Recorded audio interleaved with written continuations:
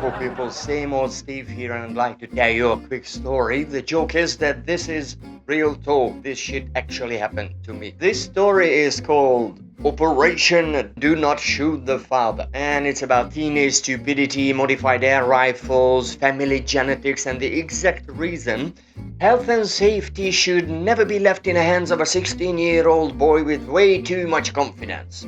So I grew up in Hungary in the 1990s, alright, and health and safety back then was not really a system, it was more of a vibe. Nowadays children have helmets, warning labels, YouTube tutorials, and parents saying intelligent things like they've got an internal Jesse Pinkman warning system. Hey yo, what's your problem, man? This is how accidents happen, bitch. Well, we didn't get that. We had the Aberama Gold version. The grave refused you. Walk on. That was medicine, that was psychology, that was the entire European trauma recovery program. Now me and my mate Tommy were those teenage boys who should never have been allowed near metal, wood, wires, strings, batteries, tools, or honestly thoughts. Bro, every time we found a bit of scrap, our brain didn't see rubbish. At least my brain switched into full Backstreet Peaky Blinders mode. Boy, bit of wood, bit of metal, bit of wire. To me, that's not rubbish, that's a weapon, innit? Bro, we were basically two unemployed Balkan weapon developers with no government funding. And in my head, I was not a stupid teenager in the garden. No, I was Arnold Schwarzenegger from Commando.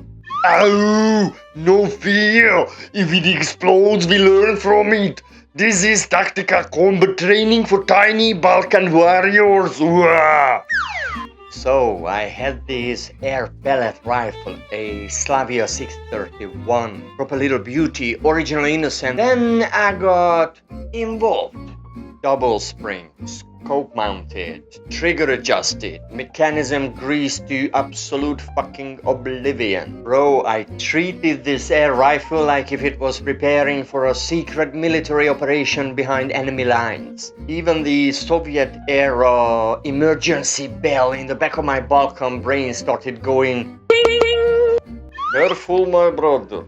Please, calm down. This is not submarine. But no, I kept going. The trigger became so sensitive you didn't even need to touch it anymore. You just thought aggressively near the rifle and the bastard fired immediately. But the accuracy, beautiful. 30 meters away, matchboxes, bottle caps, tiny little targets. Absolutely destroyed. So one afternoon, I'm in a garden. Targets on the fans, bottle caps, full tactical operation. Meanwhile, in reality, there's washing hanging nearby and somebody's cooking potatoes. But in my head, elite tactical operation. I put my eye on the scope and through the crosshair, I see my father. My father, Ishtar, just walking through the garden, innocent as fuck. So naturally, for one tiny second, my brain goes, tactical warning shot, perhaps. Hey yo, what are you doing?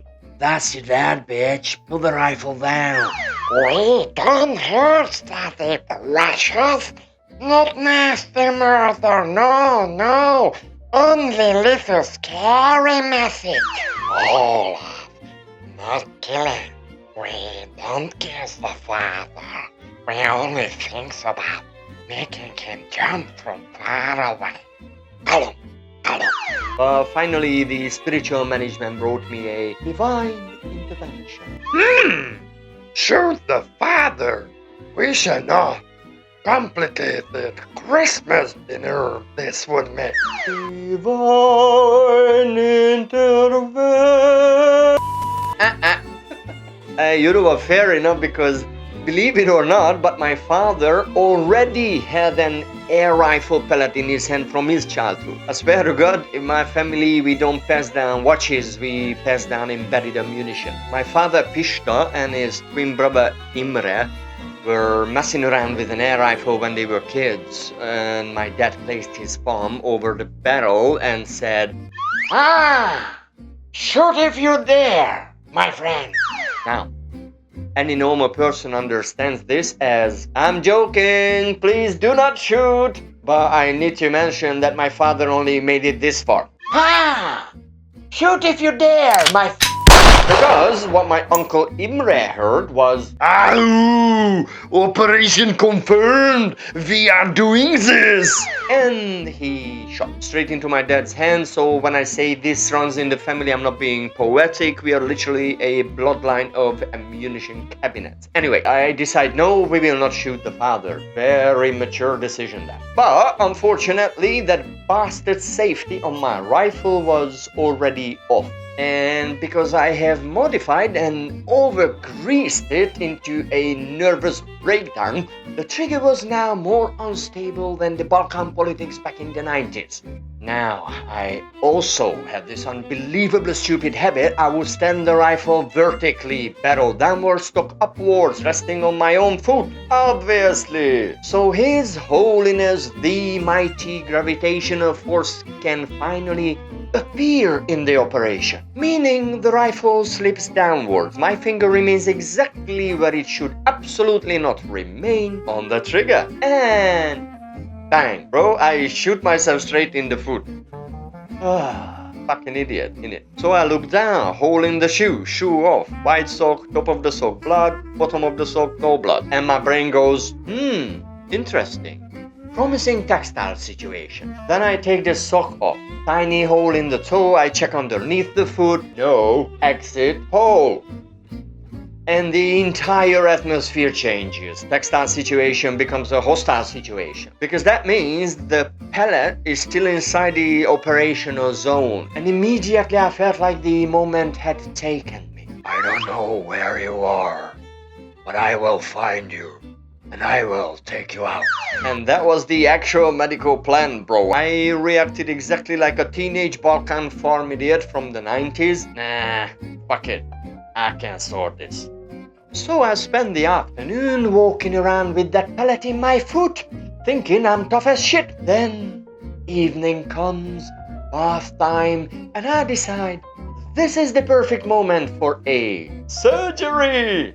Surgery. I sit on the closed toilet, lead bare ass naked like some low-budget battlefield surgeon. Foot up, tools ready, tiny scissors, tweezers, manicure equipment, and antiseptic. You're not a wise guy. Forget about it. Just use your father's aftershave. Oh, good idea there, because apparently alcohol is alcohol. Perfect science. I examine the wound, tiny little string sticking out, and to this day I do not know whether that was soft tissue, stiff tissue, or just my own body personally begging me to fucking stop tissue. But the second I touched inside the wound,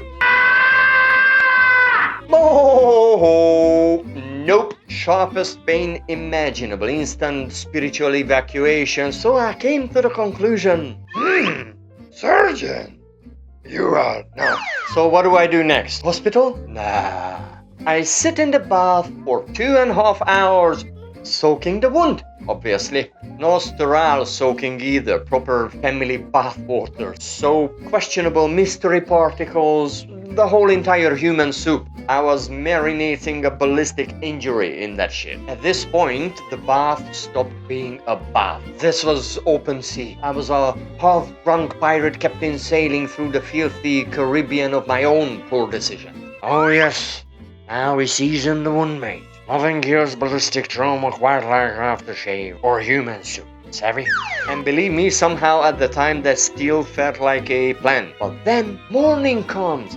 I stand up and my foot looked like it had fucking eaten the other one. Huge, swollen, pulsing. Like a tiny diesel engine under the skin. Then comes my final diagnosis. Fuck you are, young Padawan.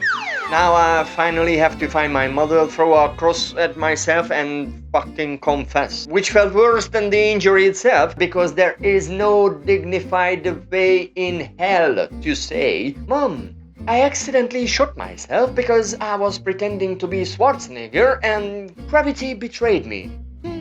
So I come clean and she gives me that mother look, the look that enters your fucking skeleton. Pure maternal courtroom energy.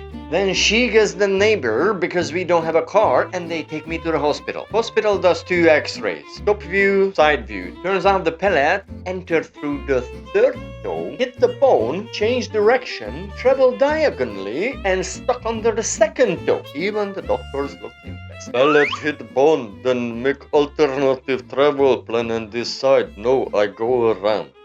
One young doctor hears the full story and loses it. Then he tells the nurses. So within 10 minutes, the whole hospital knows about the idiot who performed battlefield surgery with tweezers and aftershave. Then the doctor explains very confidently that because the pellet spins through the barrel, the friction makes it hot. So technically, it sterilizes itself. And I'm thinking, bruv, I don't even know what kind of medical legal situation this is, but that explanation got confidence and not a lot of evidence in it.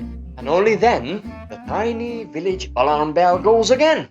Well now, turns out the tiny metal death bubble is also poisonous, mate. Savvy? And somehow, the doctor looks at me with complete confidence, like, You'll probably be fine, my friend. and brother, the second he said probably, I suddenly hear, Oh no, Dr. Fifth probably laugh. Gollum, yes, precious.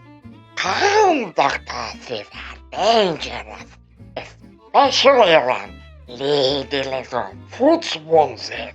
But because of where the pellet lodged itself, the doctors eventually came to the official opinion.